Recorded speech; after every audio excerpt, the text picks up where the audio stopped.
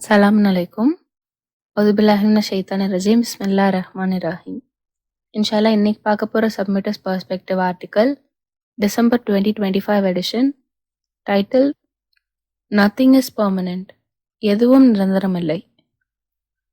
Charlie சாப்ளினோட அவர் சொன்ன ஒரு code, இந்த உலகத்தில் எதுவுமே நிரந்தரம் கிடையாது, உங்களுடைய பிரச்சனைகளை உட்பட. நம்ம அதை நிச்சயமாக அப்ரிஷியேட் பண்ணியே ஆகணும். எதுவுமே இந்த உலகத்தில் நிரந்தரம் கிடையாது அப்படின்றத. நம்மளுடைய வாழ்க்கை தொடர்ந்து மாறிக்கிட்டே இருக்கிற ஒரு விஷயமா இருக்கு. எதுவுமே உண்மையா நம்மளோட கண்ட்ரோல்ல இல்லை. என்னதான் மனிதர்கள் எல்லாத்தையும் கண்ட்ரோல் பண்ண ட்ரை பண்ணாலும் உண்மையா நம்மளுடைய கண்ட்ரோல்ல எதுவுமே கிடையாது. அண்ட் நம்ம புகழ், பணம், சந்தோஷம் அந்த மாதிரியான விஷயங்களை பற்றி பிடிச்சிக்கணும், அது நம்ம கிட்ட இருக்கணும் அப்படின்னு நம்ம நினைக்கிறோம். அண்ட் நம்மளுடைய சூழ்நிலையில ஏதோ மாற்றம் வர்றதை நம்ம விரும்புறதில்ல. அதை எப்படியாச்சும் தவிர்த்தரணும் அப்படின்னு நம்ம நினைக்கிறோம். ஆனா உண்மை என்னன்னா, கிரேக் ஃபிலாசபர் ஹெராக்லிட்டஸ் சொன்ன மாதிரி, there is nothing permanent accept change. மாற்றத்தை தவிர எதுவுமே நிரந்தரம் இல்லை. மாற்றம் மட்டும்தான் மாறாதது அப்படின்றது தான் உண்மையா இருக்கு. பருவங்கள் மாறிக்கிட்டே தான் இருக்கும், டெக்னாலஜி மாறிக்கிட்டே தான் இருக்கு, நம்மளும் வயசாக வயசாக மாறிக்கிட்டே தான் இருக்கும். சில மக்கள் மாற்றத்தினால ரொம்ப ஸ்ட்ரெஸ் ஆயிடுறாங்க. குறிப்பாக எதனா பிரச்சனை வந்துச்சுன்னா ரொம்ப மன அழுத்தத்துக்கு ஆட்பட்டு அவங்க சூசைட் அட்டம் பண்ணுற வரைக்கும் கூட போகிறாங்க. அவங்க என்ன மறந்துடுறாங்க அப்படின்னா, எதுவுமே நிரந்தரம் இல்லை, பிரச்சனை வந்துச்சுன்னா அதுவும் மாறிடும் அப்படின்றத அவங்க மறந்துடுறாங்க. ஆனால் ஒரு சரணடைந்தவராக இருக்கிறவங்க, அவங்களுக்கு ஒரு பிரச்சனை வந்துச்சுன்னா அவங்க புரிஞ்சுப்பாங்க, இது கடவுள்கிட்ட இருந்து நம்மளுக்கு வந்திருக்க பரிசாக இருக்குது. நம்மளை நம்மளுடைய ஆன்மாவை இன்னும் ஸ்ட்ராங்காக, இன்னும் பலமாக ஆக்கிறதுக்காக, நம்ம இன்னும் அதிகமாக நன்றி செலுத்துறதுக்காக கடவுள் நம்மளுக்கு கொடுத்துருக்க பரிசாக இருக்குது அப்படின்னு அவங்க புரிஞ்சுப்பாங்க. சில நேரம் நம்ம வெற்றியை நோக்கி ஓடுற இந்த ஓட்டத்தில் நம்மளுக்கு நடுவில் ஒரு பிரேக் தேவைப்படுது. பிரேக் நம்ம கண்டிப்பாக எடுக்கணும். நம்ம சரியான பாதையில் தான் போயிட்டு இருக்கோமா இல்லையா அப்படின்னு நம்மளே பார்த்துக்கிறதுக்காக. அண்ட் அதுக்காக தான் கடவுள் நம்மளுக்கு தடங்கல்கள் தராங்க, நம்மளுடைய பயணத்தில் ஒரு பிரேக் எடுத்துக்கிறதுக்காக. அதன் மூலயமா சப்போஸ் நம்ம சரியான பாதையிலிருந்து வேற ஒரு பாதையில நம்ம ஓடிட்டு இருக்கோம் அப்படின்னா, நம்மளுக்கு அதை நம்ம புரிஞ்சுட்டு, நம்ம பண்ண தப்பெல்லாம் திருத்திட்டு, திரும்ப சரியான பாதையில கடவுள் நம்மளுக்கு போறதுக்கு ஒரு வாய்ப்பு தந்ததுக்காக கடவுளை நன்றி செலுத்தி நம்ம திரும்ப நம்மளுடைய பயணத்தை தொடரலாம். கடவுளுடைய சிஸ்டம் பார்த்தோன்னா, அது ரொம்ப பிரம்மாண்டமான ஒரு விஷயமா இருக்கு. நம்ம இயற்கையில பார்க்குறோம், அது தொடர்ந்து மாறிக்கிட்டே தான் இருக்கு. எதுவுமே நிரந்தரம் கிடையாது, எல்லாமே மாறிக்கிட்டே தான் இருக்கு. கிளைமேட்டா இருக்கட்டும், நேரமா இருக்கட்டும், நம்மளோட ஆரோக்கியமா இருக்கட்டும், நம்மளோட வாழ்க்கையா இருக்கட்டும், எதுவுமே ஒரே மாதிரி எப்பவுமே இருக்கிறது இல்லை, தொடர்ந்து மாறிக்கிட்டே தான் இருக்கு. அண்ட் இந்த மாற்றங்கள் எல்லாமே ஒரு குறிப்பிட்ட காரணத்துக்காக தான் நடக்குது. நம்மளுக்கு பிடிக்குதோ இல்லையோ, மாற்றம் நம்ம இந்த பூமியில வாழ்றதுக்கு ரொம்ப முக்கியமான ஒரு விஷயமா இருக்கு. அதனால நம்ம விரும்பியோ விரும்பாமலோ அதை ஏத்துக்கிட்டு தான் ஆகும்.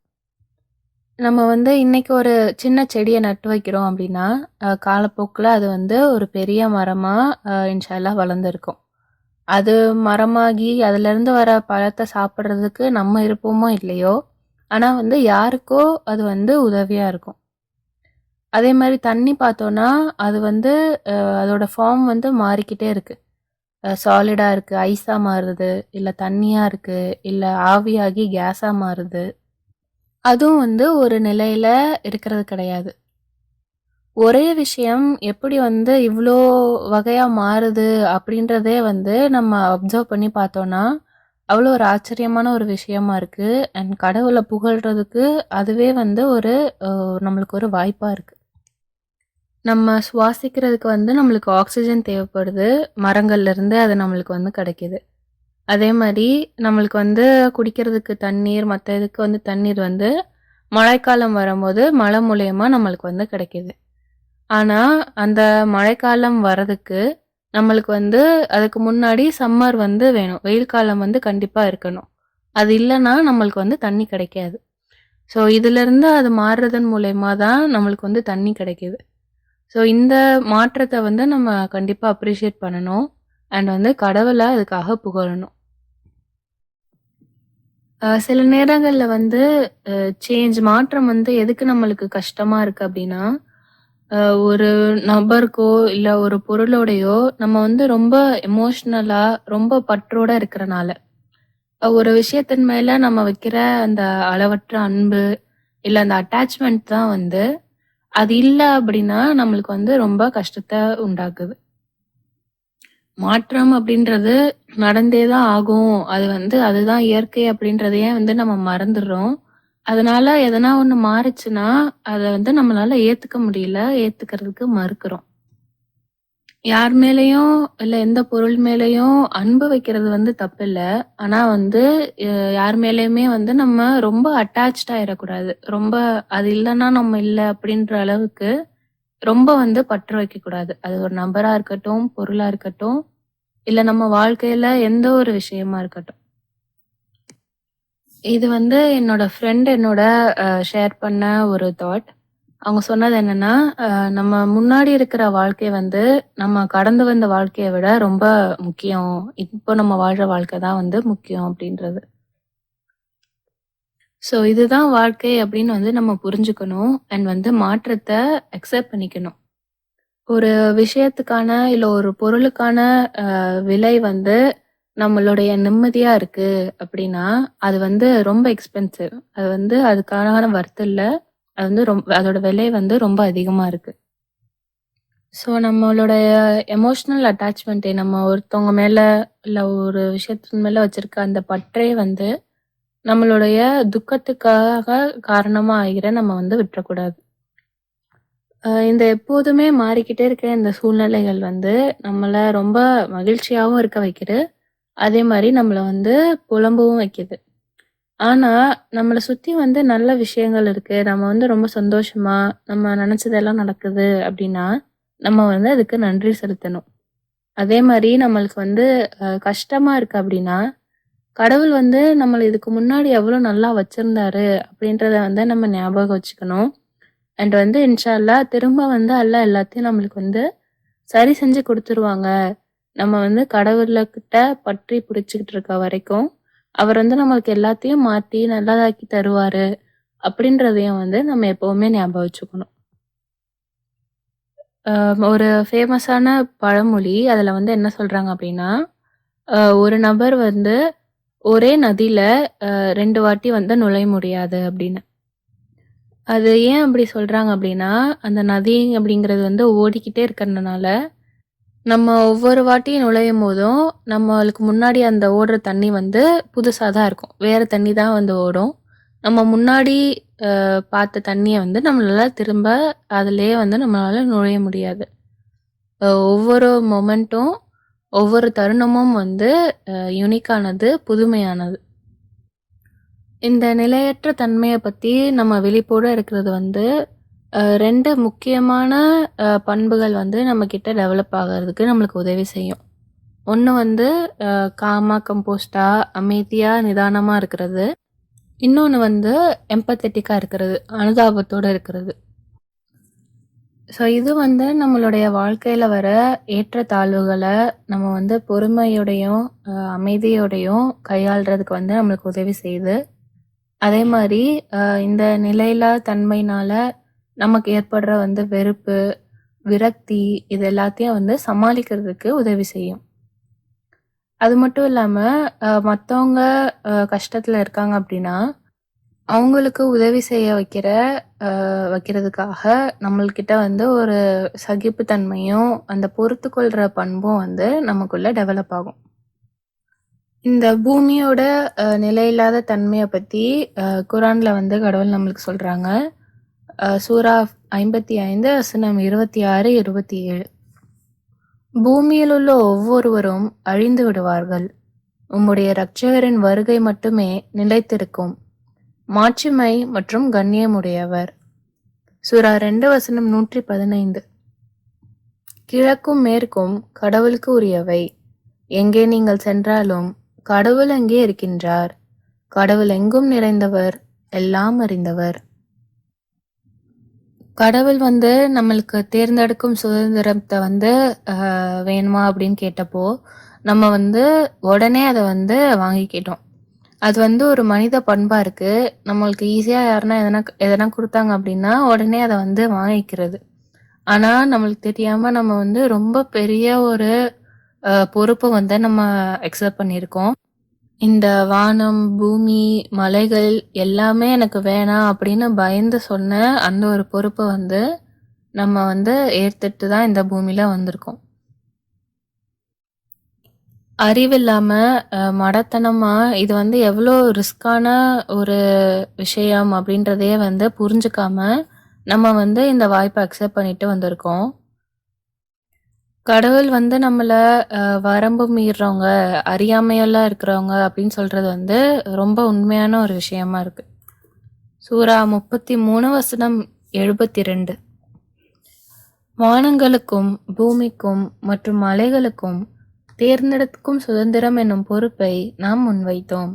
ஆனால் அவை அதனை சுமந்து கொள்ள மறுத்தன, மேலும் அதனை குறித்து அஞ்சியவைகளாகவும் இருந்தன. ஆனால் மனிதன் அதனை ஏற்றுக்கொண்டான். அவன் வரம்பு மீறுகின்றவனாகவும் அறியாதவனாகவும் இருந்தான். இப்போ வந்து அந்த பொறுப்பை நம்ம ஏத்துக்கிட்டோம். அதை ஏத்துட்டு நம்ம வந்து இது வரைக்கும் என்ன பண்ணியிருக்கோம்? நம்மளுடைய ரோலை, நம்மளுடைய பங்கை நம்ம வந்து சரியா தான் செஞ்சுட்டு இருக்கோமா அப்படின்னு பார்த்தோம்னா துரதிருஷ்டவசமாக நம்ம வந்து இந்த கேள்விகளுக்கெல்லாம் பதில் வந்து நெகட்டிவாக தான் நம்மளுக்கு இருக்கும். நம்ம வந்து நேர்மையா பெருமை பேசிக்காம, மற்றவங்கள வந்து அவதூறு பேசாம, கெட்ட வார்த்தைகள் எதுவும் பேசாம, நம்மளுடைய பெற்றோர்கள் கிட்டேயும் நம்மளுடைய சகோதர சகோதரிகள் கிட்டேயும் மற்ற மக்கள் எல்லார்கிட்டையும் வந்து கருணையோட இருக்க வேண்டியவங்களா நம்ம வந்து இருக்கோம். அண்ட் வந்து சரணடைந்தவங்களா நம்ம வந்து கடவுளுடைய சட்டங்களை மீறதுக்கு வந்து நம்ம எந்த ரிஸ்க்குமே வந்து எடுக்கக்கூடாது. கடவுளுடைய வார்த்தைகளை அவர் நம்மளுக்கு சொல்லித்தர விஷயங்கள் வந்து நம்ம கிராண்டடாக எப்போவுமே வந்து எடுத்துக்கக்கூடாது. சூரா 68 வசனம் 10-14 வரை. இழிவான சத்தியம் செய்கின்றவன் ஒவ்வொருவனுக்கும் கீழ்ப்படியாதீர். அவதூறு கூறும் ஒருவன், புறம் பேசுகின்ற ஒருவன், தர்மத்தை தடுப்பவன், வரம்பு மீறுகின்ற ஒருவன், பாவம் செய்கின்ற ஒருவன், நன்றி கெட்டவன், மேலும் பேராசைக்காரன், போதுமான பணத்தையும் பிள்ளைகளையும் அவன் பெற்றிருந்த போதிலும். சூரா 17 வசனம் 38. கெட்ட நடத்தைகள் அனைத்தும் உமது இரட்சகரால் தண்டனைக்குரியதென்று அறிவிக்கப்பட்டுள்ளது. கடவுளுடைய நம்மளுடைய இரட்சகருடைய வெளிப்பாடுகள் வந்து ரொம்ப கனமானது. நம்மளுடைய வாழ்க்கையில ஒவ்வொரு நிலையிலையுமே வந்து அதிலிருந்து நம்ம வழிகாட்டுதல் எடுத்துக்கணும். கடவுளுடைய சட்டங்களை பின்பற்றுறது, அதன்படி நடக்கிறது தான் வந்து நம்மளுடைய ரொம்ப முக்கியமான முதல் கடமையா இருக்கு. நம்மளுடைய வாழ்க்கையில நம்ம செய்யற ஒவ்வொரு விஷயமே வந்து கடவுளை திருப்திப்படுத்துற மாதிரி இருக்கிறதுக்காக நம்ம வந்து ரொம்ப முயற்சி செஞ்சு அதுக்கேற்ற மாதிரி நம்ம வந்து வாழணும். அதே மாதிரி நம்ம வாழ்ற வாழ்க்கை வந்து மற்றவங்களுக்கு ஒரு எடுத்துக்காட்டா இருக்கிற மாதிரி, கடவுளுடைய பாதையில அவங்கள அழைக்கிறதுக்காக ஒரு எடுத்துக்காட்டா இருக்கிற மாதிரி நம்மளுடைய வாழ்க்கையை வந்து நம்ம அமைச்சுக்கணும். நம்ம வந்து நம்ம என்ன செய்கிறோம், என்ன காரியங்கள் செய்கிறோம், அதே மாதிரி வந்து என்ன வார்த்தைகள் சொல்கிறோம் அப்படின்றத எல்லாத்தையுமே வந்து நம்மளே வந்து ரொம்ப க்ளோஸாக வந்து அப்சர்வ் பண்ணி எப்போவுமே பார்த்துக்கிட்டே இருக்கணும். கடவுளை துதிக்கிறதுக்கான எந்த ஒரு சந்தர்ப்பத்தையுமே வந்து நம்ம மிஸ் பண்ணிடக்கூடாது. நம்ம செய்கிற ஒரு தப்பான செயல் வந்து மற்றவங்கள கடவுளோட சரியான பாதையிலிருந்து திசை திருப்பிடலாம். ஸோ வந்து எப்போவுமே நம்ம வந்து கடவுளுடைய வார்த்தையை, அவர் நம்மளுக்கு கொடுத்துருக்கிற அந்த ஸ்கிரிப்சரை வந்து நம்ம எப்போவுமே உயர்த்தி பிடிக்கிறதுக்காக கஷ்டப்பட்டு பாடுபடணும். நம்ம வந்து கடவுளுக்கு மட்டுமே சரணடைந்தவங்களா இருக்கிறோம் அப்படின்றத வந்து பிரகடனம் செய்றது நம்மளுடைய ஒரு கடமையா இருக்கு. நம்ம வந்து எப்பவுமே பார்க்குறோம், கடவுளுடைய சிஸ்டமும், அவருடைய சட்டங்கள் மட்டும் தான் வந்து எப்பவுமே மாறாத ஒரு விஷயமா இருக்கு. எப்பவுமே மாறிக்கிட்டே இருக்கிற இந்த உலகத்துல நிரந்தரமா இருக்கிற ஒரு விஷயம் அப்படின்னா, அது வந்து அது மட்டும் தான். சூரா 17 வசனம் 77. உமக்கு முன்னர் நாம் அனுப்பிய அனைத்து தூதர்களுக்கும் இந்த நிலைதான் தவறாது இருந்து வந்தது. மேலும் நமது வழிமுறை ஒருபோதும் மாறுவது இல்லை என்பதை நீர் கண்டு கொள்வீர். சூரா 48 வசனம் 23. சரித்திரம் முழுவதும் கடவுளின் வழிமுறை இத்தகையதே ஆகும்.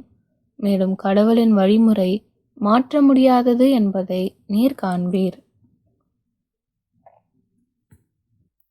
யார் வந்து உண்மையாகவே கடவுள்கிட்ட இருந்து வழிகாட்டுதல் வேணும் அப்படின்னு வந்து நினைக்கிறாங்களோ, அவங்களுக்கு வந்து கடவுளுடைய வழிகாட்டுதல் வந்து ரொம்ப கிளியரா இருக்கு. நான் வந்து உங்க எல்லாரையுமே வந்து ஊக்குவிக்கிறேன். நம்ம எல்லாருமே வந்து நம்ம என்ன செயல்கள் செய்றோம் அப்படின்றத வந்து அப்பப்போ நம்மளே வந்து ஒரு பிரேக் எடுத்து நம்ம வந்து சரி பார்த்துக்கணும். என்னுடைய நல்ல செயல்களும், என்னுடைய கெட்ட செயல்களுக்கும் நான் வந்து ஸ்கோர் எடுத்து பார்த்தேன்னா, எது வந்து அதிகமா இருக்கும் அப்படின்னு வந்து நம்மளே நம்மள வந்து சோதிச்சு பார்க்கணும். கடவுள் வந்து அளவற்ற கருணை உடையவரா இருக்காரு. ஆனா வந்து நம்ம நம்ம செய்றத வந்து நம்ம சரியா செய்யணும். அதுக்கு வந்து கடவுள்கிட்ட தான் நம்ம வந்து உதவி கேட்கணும். கடவுள் மட்டும் தான் நிரந்தரமானவர். மத்த எல்லாமே மாறிக்கிட்டே தான் இருக்கும் அப்படின்றத வந்து நம்ம வந்து ஏத்துக்கணும். இன்ஷா அல்லாஹ் நம்ம இந்த பூமிய விட்டு போற வரைக்கும் கடவுள் வந்து நம்மள சரியான பாதையிலேயே தொடர்ந்து வழிநடத்திட்டு இருக்கணும். அண்ட் வந்து நம்ம செய்யற தவறுகள் எல்லாத்தையுமே வந்து கடவுள் நம்மள மன்னிச்சு, நம்ம மேல கருணையோட இருந்து, மறு உலகத்துல வந்து வெற்றி பெறக்கூடியவங்களா நம்மள வந்து கடவுள் ஆக்கி வைக்கணும் அப்படின்னு நம்ம எல்லாரும் பிரார்த்திப்போம். அல்ஹம்துலில்லாஹ். இந்த ஆர்டிக்கிளோட ஆத்தர் பேரு அப்துல் கனி. இதே எடிஷன்லயே வந்து இன்னொரு ஆர்டிக்கிள் இருக்கு. அதையும் இன்ஷா அல்லாஹ் இன்னைக்கு பார்ப்போம். அதனோட தலைப்பு க்ரௌச்சிங் டவுன். குனிந்திருத்தல் இல்ல கீழ குனிஞ்சு படுத்துக்கிறது அப்படின்னு அர்த்தம். FMEA federal emergency management agency பொறுத்த வரைக்கும் ஒரு சூறாவளி எதனா வந்து நம்மளை தாக்குச்சு அப்படின்னா அண்ட் வந்து நம்மளுக்கு மேலே கூரை நம்ம ஒளிஞ்சுக்கிறதுக்கு வந்து எந்த இடமோ இல்லை நம்ம உள்ளே போய்க்கிறதுக்கு வந்து எந்த வாகனமோ நம்மளை பாதுகாத்துக்கிறதுக்கு இல்லை அப்படின்னா நம்ம வந்து ஒரு எந்த தண்ணியுமே இல்லாத ஒரு இடத்துல வந்து நம்ம கீழே உட்காந்து அப்படியே குனிஞ்சு நம்மளுடைய கைகளை வந்து நம்மளுடைய முட்டியில் வச்சு நம்மளுடைய தலையை வந்து கீழே தரையில் வச்சுக்கணும். நம்மளால வந்து எவ்வளோ குட்டியாக நம்மளை ஆக்கிக்க முடியுமோ அவ்வளோ குட்டியாக ஆக்கிட்டு நம்ம வந்து படுத்துக்கணும் அப்படின்னு வந்து அவங்க அட்வைஸ் பண்ணுறாங்க. இதை படித்த உடனே எனக்கு ஞாபகம் வந்தது வந்து சலாத் தான். நம்ம வந்து எப்போவுமே ஒரு சூறாவளியில் தான் இருக்கோம். ஷைத்தானோட செயல்கள் அண்ட் நம்மளுக்கே செஞ்சுக்கிற செயல்களால் ஏற்படுற ஒரு சூறாவளியில தான் வந்து நம்ம மாட்டிட்டு இருக்கோம். ஷைத்தானை வந்து கலவரத்தோட கிங், அதோட அரசன் அப்படின்னு சொல்லலாம். அண்ட் இந்த உலகம் தான் வந்து அவன் விளையாடுற இடமா இருக்கு. நம்மளை சுற்றி எங்கே பார்த்தாலும் அழிவுகளாக தான் இருக்கு. போர், பஞ்சம், நோய்கள் அப்படின்னு நம்மளை சுற்றி வந்து அழிவுகளாக தான் இருக்கு. அவனால எப்படி இந்த பூமியை வந்து பார்த்துக்க முடியல, அவனுடைய திறமையின்மையோட ஒரு டெமான்ஸ்ட்ரேஷனாக தான் வந்து நம்மளை சுற்றி இருக்கிற அழிவுகள் இருக்கு. எனக்கு வந்து அதுதான் வந்து யோசிக்க வச்சுச்சு.